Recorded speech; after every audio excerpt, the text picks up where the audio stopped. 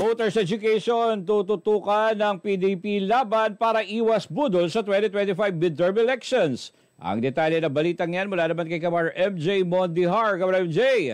Nagbukas ng bagong headquarters ang Partido PDP Laban araw ng Biyernes, September 27 bilang paghahanda sa 2025 midterm elections. Mismong sa Makati City na isa sa mga sentro ng komersyo sa Pilipinas ang bagong HQ. Dito raw nila gagawin ang mga symposium at voter education forums sa kanilang grassroots members. Alam naman natin heavily voted population nandito sa NCR. And so meron kami mga plano to educate especially with the voters.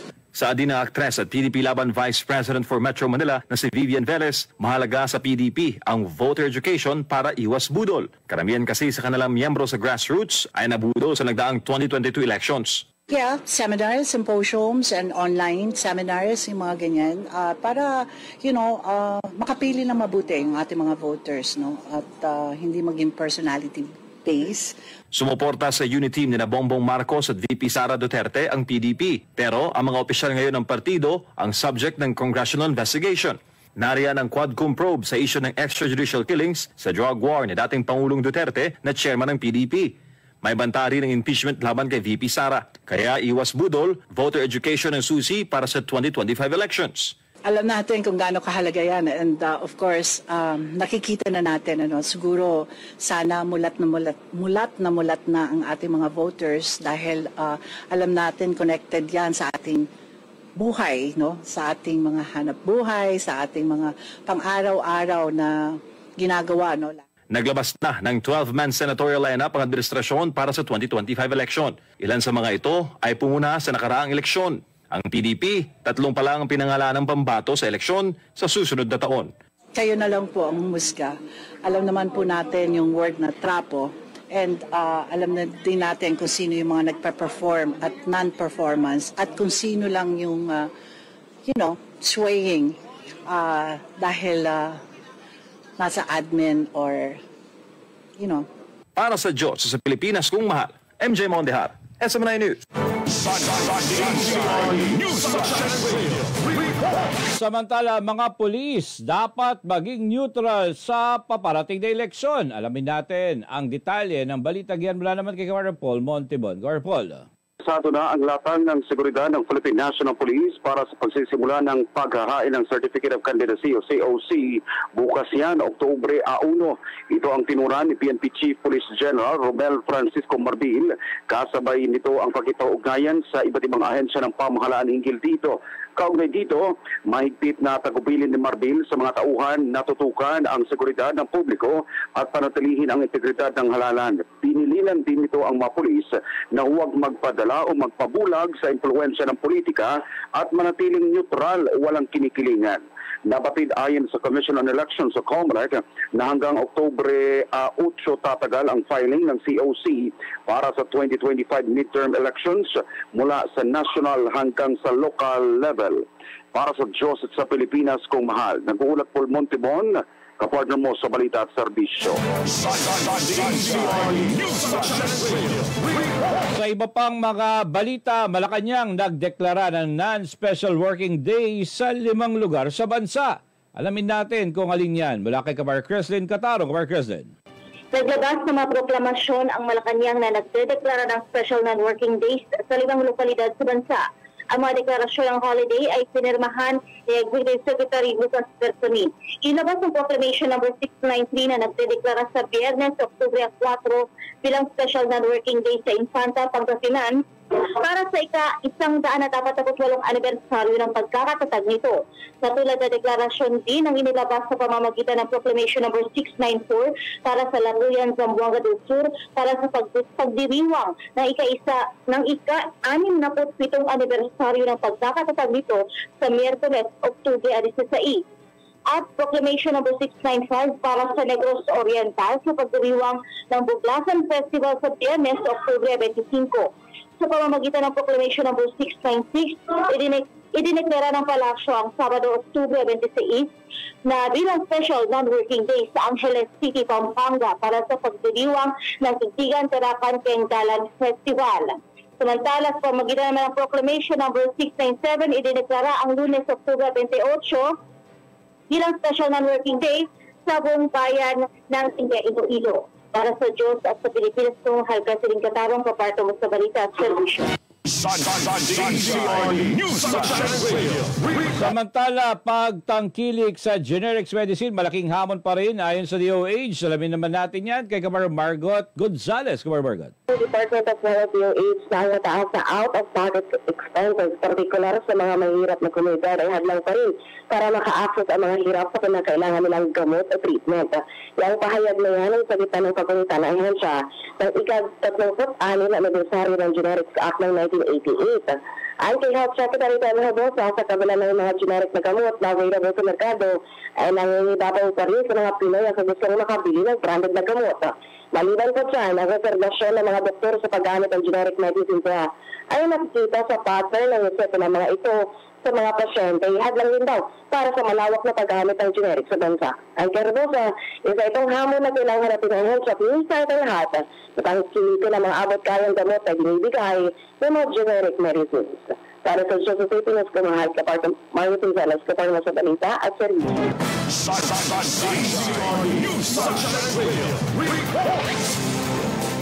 Sa iba pang mga balita, 5 tulak ng droga, 4 na illegal gamblers timbog sa operasyon ng PNP. Alamin natin yan kay Kamar Almar Persuelo. Kamar Almar. Ang kasong 5 drug pushers, ang gambler offender at 4 na illegal gamblers sa lalawigan ng Bulacan. Ang nasabing katagumpayan ay ng kapulisan ay resulta ng sunod-sunod na operasyon ng Bulacan Police. Base sa ulat ay sinumite kay Police Colonel Satur Ibyong, Provincial Director ng PNP Bulacan. Magkakaibang bypass operations ang kanyang ginawa sa pangunguna ng Station Drug Enforcement Unit ng Maykawayan, Baliwag at Bulacan City Police Station, na kung saan natimbog ang 5 tulak ng droga. Nakuha mula sa mga nahuling suspect ang siyam na plastic sachet, 2 medium-sized ziplock plastic na naglalaman ng pinag-iingalang marijuana, assorted drug paraphernalia at ang bypass money. Samantala, sa ginawang gun bypass operation ng Angat Police Station, nahuli ang isang suspect na 24 anyos na lalaki dahil sa pagbenta ng baril. Nakuha mula sa suspect ay isang caliber 38 revolver na walang serial number, 4 na bala ng caliber 38 at ang bypass money. Sa kabilang banda, nagsagawa ng anti-illegal gambling ang mga otoridad ng San Jose del Monte City Police Station na nagresulta sa pagkakahuli ng 4 na illegal gamblers dahil sa paglalaro ng karapus. Sa ngayon, nasa kustudiyan na ng mga otoridad ang mga nahuling suspect at ihahanda na ang kasong sasampa laban sa kanila. Para sa Diyos sa Pilipinas, kung mahal Almar Porsuelo, kapag sa balita at servisyo.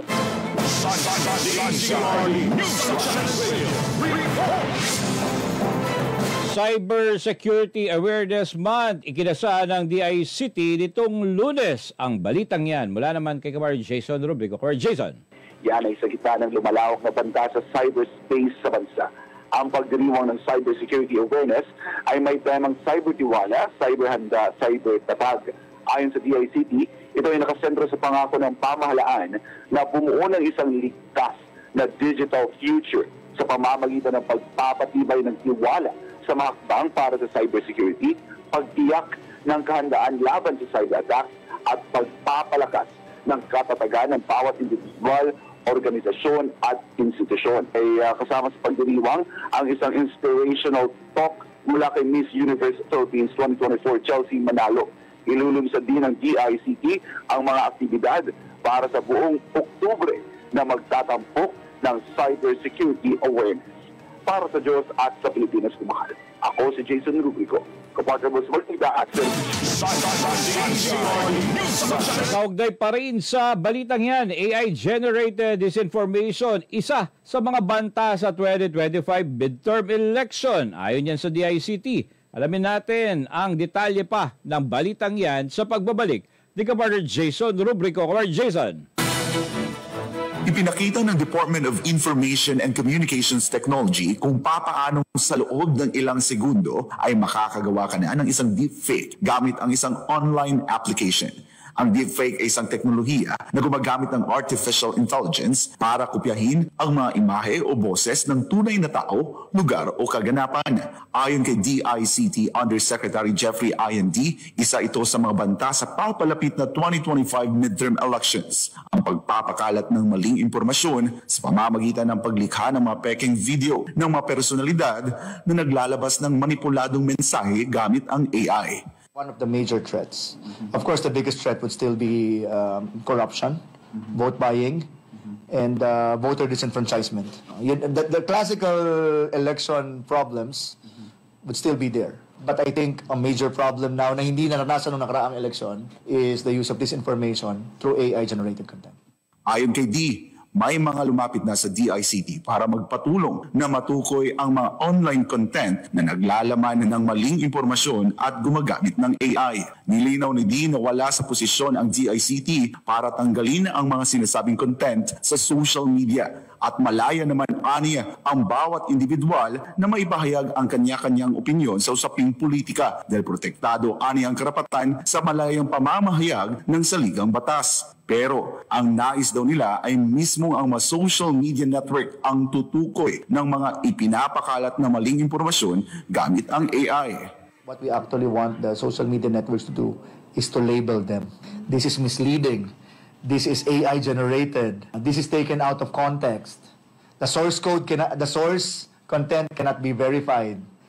Yung mga ganong klase ng labeling would help our people in assessing if this information is correct or not. Aminado ang opisyal na may kahirapan ang trabaho ito, pero nangako naman daw ang ilang major giant social media networks na tutulungan ang DICT sa isyung ito. Medyo, I have to admit, is quite a challenging feat considering that we do not regulate social media networks here in the Philippines. But we have the commitment of the three major social media giants, Meta, Google, which is YouTube, and TikTok, that they will assist us if we detect AI-generated misleading content.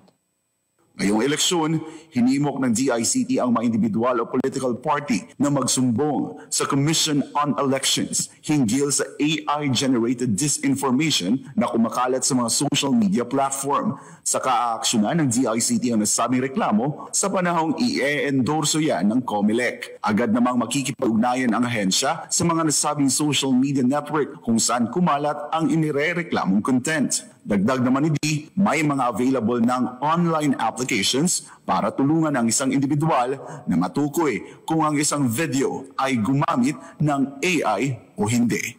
Hindi lang kami, pati kayo. Do you know that there are AI checkers online? And pag may nakita kayong Facebook post, i-post nyo lang doon and it will give you a probability of it being AI. It's not really difficult. Of course, kailangan medyo marunong ka rin sa internet. So meron naman. Para sa Diyos at sa Pilipinas kumahal, ako si Jason Rubrico, SB9 News.